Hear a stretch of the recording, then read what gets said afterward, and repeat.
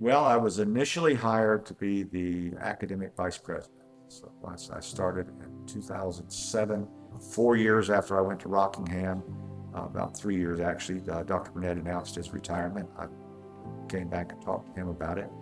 And in 2014, to be the president, succeed Jim Burnett as president.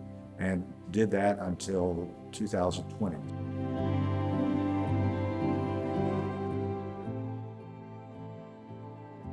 Coming to this institution, I found that people were willing to cooperate, they were willing to work together. The sense of camaraderie here was just terrific, and they were very open to new ideas. In fact, I was told at the time that I was hired because they needed someone to come in with new and fresh ideas.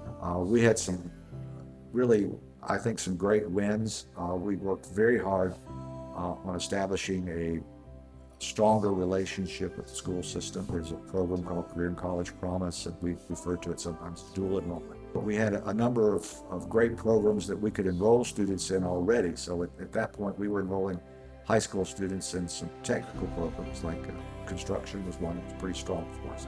And, as vice president, we had a lot of social events that we participated in because the enrollment had gone through the roof here. We had, by the time I left, we were somewhere north of 3,100 FTE, which is a very large enrollment for this size campus.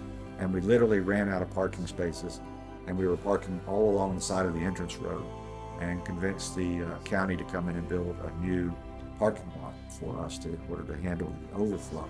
One of the neat projects that we did when I was here was the ceremonial mace for the school. It has one function. It's carried in at the head of the graduating class.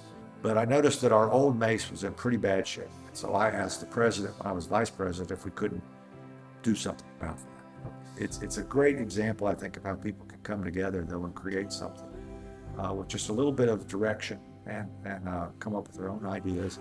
And yes, we saved some money by not going out and buying it, but I think it's just a much better story than if we went out and bought something that everybody knew that was made, by and large, on this campus by people who have some skills. For me, the most valuable takeaway was that if you get the right people in the right place at the right time, that you can do amazing things.